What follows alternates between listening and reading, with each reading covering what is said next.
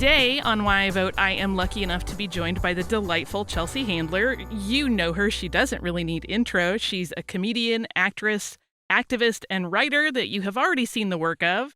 Her book, Life Will Be the Death of Me, also is now a podcast called the same thing, Life Will Be the Death of Me.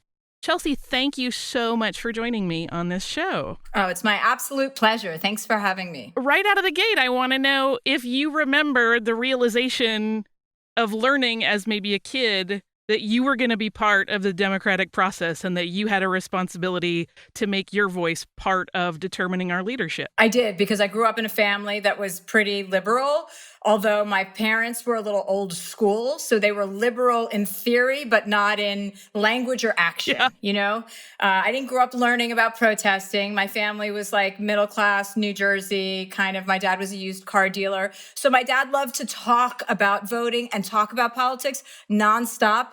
And then when I finally became 18 and was able to exercise my right to vote, I realized my father had never participated in any election.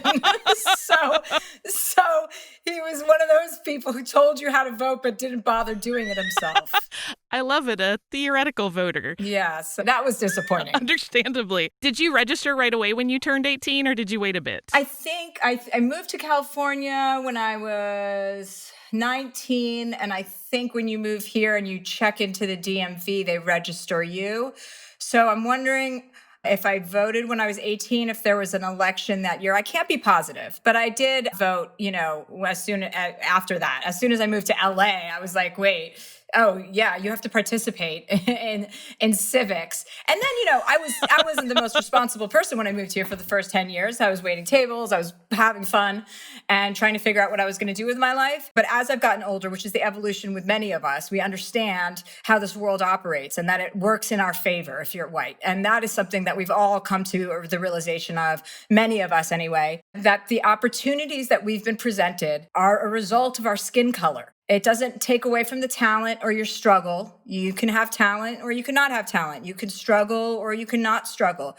But being born with white skin in this country is an advantage. And now I vote for Black people. I vote for marginalized groups. I vote for the LGBTQ community. I vote for Muslims. I vote for Mexicans. I vote for immigrants. And I vote for people of color, because we, as people of privilege, have a responsibility to participate in undoing the 400 years of oppression that we have done.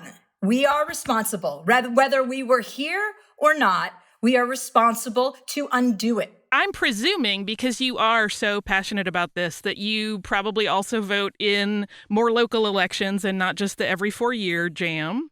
What is your research process like for that? How do you look at candidates that maybe aren't as prominent in terms of like getting their message out and being in the news? Well, I'm a member of a lot of groups, so I have access to lots of information, and I also screw that up. You know what I mean? Sometimes we're like, wait, in this moment, you can't be perfect about your knowledge, but you can be perfect about pursuing the truth. And always looking, to have your opinions be broadened and to have a better understanding of a situation. I wonder if you ever have a moment of hesitation, or if you kind of feel like it's not worth the effort if you are in an election where you kind of know that the results are a lock. Do you still feel like it matters and that it's important for you to go out there and vote? Yeah, it's a matter of dignity. You want your voice heard. You can't have the attitude that you don't matter.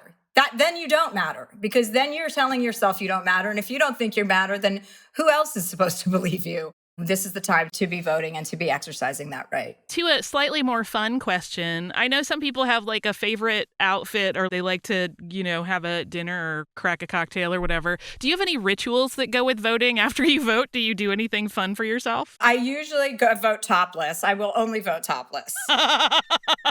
Yeah. And then, I'd probably take an edible before I go just to make sure it's a completely pleasant experience for myself, right? Right. In states where it is legal. Here's my last question. If it were your job to convince people to get out and vote and you could only tell them one thing in order to do that, what would that one thing be? This is a human rights issue. This election is a human rights issue.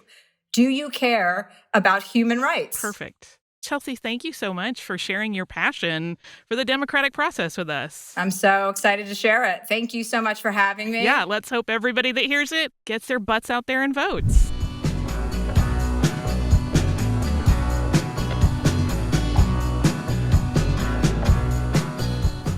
Hey guys, thanks so much for watching. Did you like that video? You can check out more over here. And don't forget to subscribe to iHeart right here. And if you're already a longtime fan, make sure you ring the bell down below so you don't miss a single video. Bye guys.